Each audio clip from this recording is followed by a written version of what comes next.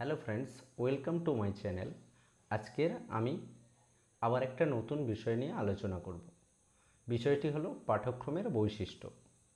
এর আগের দিন আমরা আলোচনা করেছি পাঠ্যক্রমের সংজ্ঞা বা পাঠ্যক্রম বলতে কী বোঝায়। সেখানে আমরা দেখেছি পাঠ্যক্রম হলো শিক্ষার্থী শিক্ষার লক্ষ্যে পৌঁছানোর জন্য যে পথ অতিক্রম করে তাকে আমরা পাঠ্যক্রম বলে থাকি। তো সেই ধারণার উপর ভিত্তি করে পাঠ্যক্রমের যে বৈশিষ্ট্য সেইগুলো আজকের আমরা আলোচনা করব। তো এখানে বলছে আধুনিক ধারণা অনুযায়ী পাঠ্যক্রম হলো শিক্ষার্থীর সর্বাঙ্গীন বিকাশ উপযোগী বৈচিত্র্যময় অভিজ্ঞতার সমষ্টি, যা শ্রেণীকক্ষের ভেতরে ও বাইরে অনুশীলন করা হয়। কি বলছে না, পাঠ্যক্রম হলো শিক্ষার্থীর সর্বাঙ্গীন বিকাশের উপযোগী বৈচিত্র্যময় অভিজ্ঞতার সমষ্টি। আমরা আগের দিন আলোচনা করেছিলাম যে শিক্ষার লক্ষ্যে পৌঁছায়, শিক্ষার্থী শিক্ষার লক্ষ্যে পৌঁছানোর উপায় হচ্ছে পাঠ্যক্রম। আর শিক্ষার লক্ষ্য কি না, শিক্ষার্থীর সর্বাঙ্গীন বিকাশ। এখানে সেটাই বলছে যে শিক্ষার্থীর সর্বাঙ্গীন বিকাশের উপযোগী যে সমস্ত বিষয় সেই বা অভিজ্ঞতা, সেই অভিজ্ঞতা বৈচিত্র্যময় অভিজ্ঞতার সমষ্টি, যা শ্রেণীকক্ষের ভেতরে এবং বাইরে অনুশীলন করা হয়।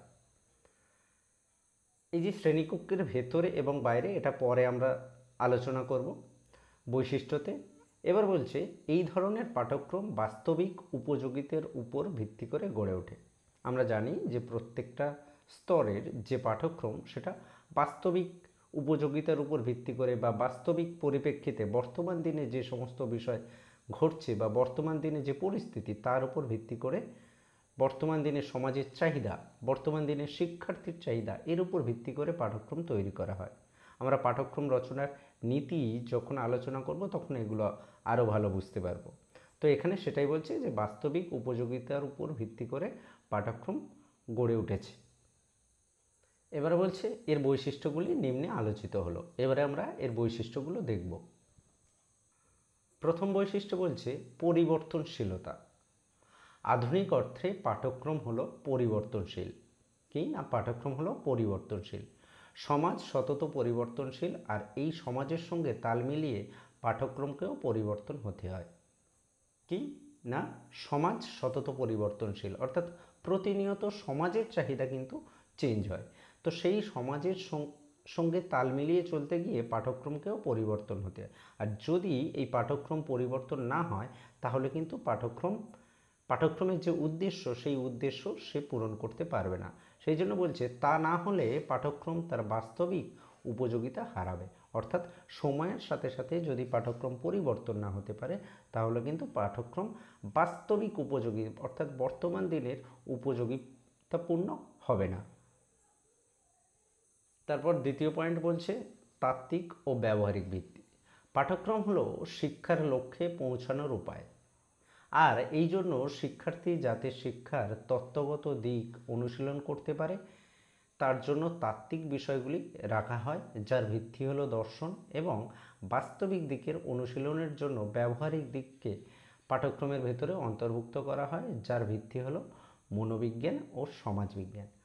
তাহলে কি না, পাঠ্যক্রমের দুটো দিক থাকে, একটা হলো তাত্ত্বিক দিক এবং অপরটি হলো ব্যবহারিক দিক। আমরা যে থিওরিটিক্যাল যে সমস্ত বিষয়গুলি আলোচনা করি সেটাকে বাংলাতে বলছে তাত্ত্বিক দিক, এবং যে সমস্ত প্র্যাকটিক্যাল যে সমস্ত বিষয় অর্থাৎ ফিল্ড ওয়ার্ক টাইপের যে সমস্ত কাজকর্ম করি সেগুলো হলো ব্যবহারিক দিক। তো এই যে তাত্ত্বিক দিক, এই তাত্ত্বিক দিকের ভিত্তি হলো দর্শন, অর্থাৎ শিক্ষার যে তাত্ত্বিক দিক সেই তাত্ত্বিক দিক নির্ধারণ করে বা সেই তাত্ত্বিক দিক কার উপর ভিত্তি করে গড়ে উঠেছে না, দর্শন। এবং বাস্তবিক দিক অর্থাৎ প্র্যাকটিক্যালি পাঠ্যক্রমটা যে প্রয়োগ হবে সেই প্রয়োগের ক্ষেত্রে কার উপর ভিত্তি করে প্রয়োগ হবে, কার চিন্তাভাবনার উপর ভিত্তি করে প্রয়োগ হবে না, মনোবিজ্ঞান এবং সমাজবিজ্ঞান। কারণ সমাজে প্রয়োগ হবে এবং প্রয়োগের ক্ষেত্রে মনোবিজ্ঞানের চিন্তাভাবনা, এখানে মনোবিজ্ঞানের চিন্তাভাবনা দ্বারা প্রভাবিত এবং মনোবিজ্ঞানের চিন্তাভাবনার উপর ভিত্তি করেই পাঠ্যক্রমকে প্রয়োগ করা হবে। যেমন হচ্ছে বর্তমান দিনে যে শিশুকেন্দ্রিক যে চিন্তাভাবনা, বর্তমান দিনের শিক্ষা ব্যবস্থা হচ্ছে শিশুকেন্দ্রিক শিক্ষা ব্যবস্থা বা শিক্ষার্থী কেন্দ্রিক শিক্ষা ব্যবস্থা। এই শিক্ষার্থী কেন্দ্রিক শিক্ষা ব্যবস্থা কিসের চিন্তাভাবনা? মনোবিজ্ঞানের চিন্তাভাবনা, সাইকোলজির চিন্তাভাবনা। তো এই যে চিন্তাভাবনা অর্থাৎ প্রয়োগ কিসের উপর হবে? মনোবিজ্ঞানের চিন্তাভাবনার উপরে এবং সমাজবিজ্ঞানের চিন্তাভাবনার উপরে। সেই জন্য দুটো দিক পাঠ্যক্রমের, একটা তাত্ত্বিক দিক, ব্যবহারিক দিক। তাত্ত্বিক দিকের ভিত্তি হলো দর্শন এবং ব্যবহারিক দিকের ভিত্তি হলো মনোবিজ্ঞান এবং সমাজবিজ্ঞান। পরের পয়েন্ট বলছে শ্রেণীভুক্ত ও শ্রেণী বহির্ভূত কাজ। আধুনিক অর্থে পাঠ্যক্রম হলো বৈচিত্র্যময় অভিজ্ঞতার সমষ্টি। এই অভিজ্ঞতাসমূহ শুধুমাত্র শ্রেণীকক্ষের মধ্যে সীমাবদ্ধ নয়, শ্রেণীকক্ষের বাইরে এর ব্যাপ্তি লক্ষ্য করা যায়। যেমন জ্ঞানমূলক বিষয়গুলি শ্রেণীকক্ষের মধ্যে এবং দৈহিক ও সামাজিক বিষয়গুলি শ্রেণীকক্ষের বাইরে অনুশীলন করানো হয়। তাহলে এখানে কি বলছে না, শ্রেণীকক্ষের ভেতরে এবং শ্রেণীকক্ষের বাইরে অর্থাৎ পাঠ্যক্রমের যে সমস্ত বিষয় অর্থাৎ বৈচিত্র্যময় যে অভিজ্ঞতা, একটা পাঠ্যক্রমের যে বিভিন্ন ধরনের বিষয় থাকে, বিভিন্ন সাবজেক্ট, এবং সেই সাবজেক্টের মধ্যে যে বিষয়গুলো যে কাজকর্মগুলো থাকে, সেই কাজকর্মগুলো শুধুমাত্র শ্রেণীকক্ষের ভেতরে কিন্তু হয় না, শ্রেণীকক্ষের বাইরেও যে সমস্ত কাজকর্মগুলো, যেমন হচ্ছে আমরা ক্লাসরুমের ভেতরে যে সমস্ত বিষয় আমরা অনুশীলন করি বা যে সমস্ত বিষয়গুলো আমরা পড়ি বা পড়াই, সেই সমস্ত বিষয়গুলো পাঠ্যক্রমের অন্তর্ভুক্ত। আবার ক্লাসরুমের বাইরে যেমন হচ্ছে মাঠে বিভিন্ন খেলাধুলা, বিভিন্ন আচার অনুষ্ঠান, এছাড়া বিভিন্ন ফিল্ড ওয়ার্ক, প্রজেক্ট ওয়ার্ক, এগুলো সব কিছুই হচ্ছে পাঠ্যক্রমের অন্তর্ভুক্ত। সেই জন্য বলছে পাঠ্যক্রমের মধ্যে শ্রেণীভুক্ত কাজকর্ম থাকে, আবার শ্রেণী বহির্ভূত কাজকর্ম থাকে। পরের পয়েন্ট বলছে সর্বাঙ্গীন বিকাশ সাধন। আধুনিক পাঠ্যক্রম শুধুমাত্র শিক্ষার্থীর বৌদ্ধিক বিকাশে সাহায্য করে না, এটি শিক্ষার্থীর সর্বাঙ্গীন বিকাশ সাধনে সাহায্য করে। যেমন শিক্ষার্থীর দৈহিক, মানসিক, প্রাক্ষবিক, সামাজিক, নৈতিক, আধ্যাত্মিক ইত্যাদি সমস্ত দিকের বিকাশে সাহায্য করে থাকে। তাহলে আমরা পাঠ্যক্রমে যখন সংজ্ঞা পড়েছি তখন আমরা দেখেছি যে শিক্ষার্থীর সর্বাঙ্গীন বিকাশ সাধন করে পাঠ্যক্রম। এখানে সেটাই বলছে যে আধুনিক অর্থে যে পাঠ্যক্রম সেটা শুধুমাত্র শিক্ষার্থীর বহুদিক বিকাশ সাধন করে না। আগেকার দিনে অর্থাৎ গতানুগতিক যে পাঠ্যক্রমের যে চিন্তাভাবনা ছিল, অর্থাৎ আগেকার দিনে শিক্ষক কেন্দ্রিক চিন্তাভাবনা, শিক্ষক কেন্দ্রিক পাঠ্যক্রম, সেই পাঠ্যক্রমের মূল বিষয় ছিল শিক্ষার্থীর বৌদ্ধিক দিকের বিকাশ সাধন। কিন্তু আধুনিক যে পাঠ্যক্রম, সেই পাঠ্যক্রম শিক্ষার্থীর শুধুমাত্র বৌদ্ধিক বিকাশে সাহায্য করে না, এটি শিক্ষার্থীর দৈহিক, মানসিক, প্রাক্ষবিক, সামাজিক, আধ্যাত্মিক সমস্ত দিকের বিকাশে সাহায্য করে থাকে। তাহলে পাঠ্যক্রমের একটা বৈশিষ্ট্য হচ্ছে শিক্ষার্থীর সর্বাঙ্গীন বিকাশ সাধনে সাহায্য করে। পরের পয়েন্ট বলছে নির্বাচন সাপেক্ষ সংগঠন।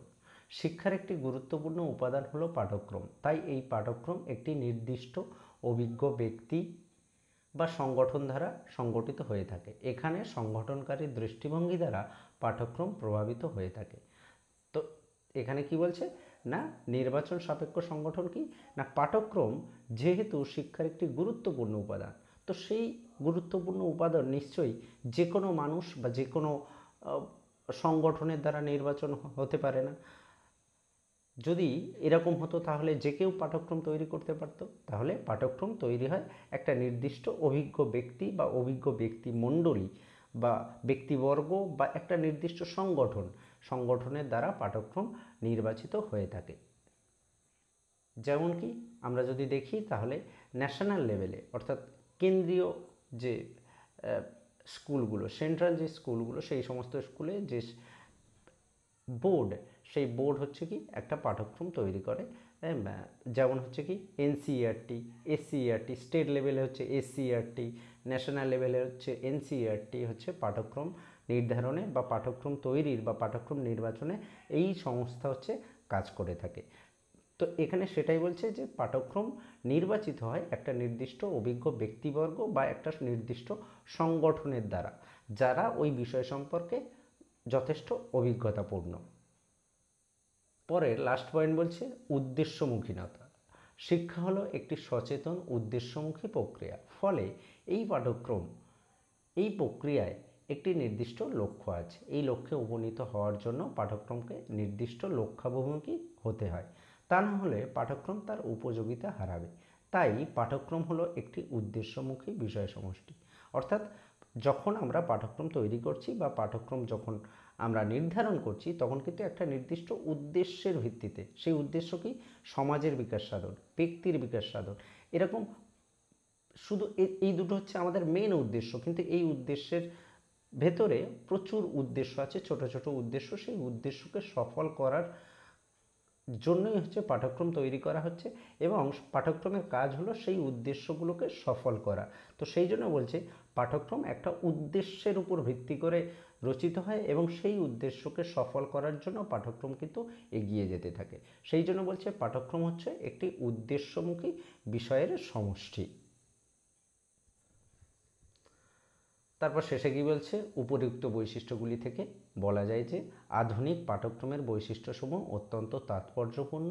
এই পাঠ্যক্রম শিক্ষার্থীর সর্বাঙ্গীন বিকাশের পক্ষে উপযোগী।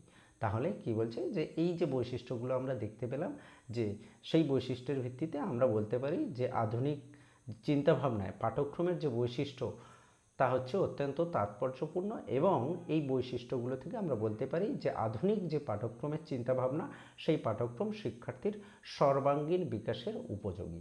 তাহলে এই হলো পাঠ্যক্রমের বৈশিষ্ট্য, অর্থাৎ আধুনিক, অর্থাৎ বর্তমান দিনে যে পাঠ্যক্রমের যে চিন্তাভাবনা, সেই চিন্তাভাবনা অনুযায়ী পাঠ্যক্রমের বৈশিষ্ট্যগুলো এগুলোই।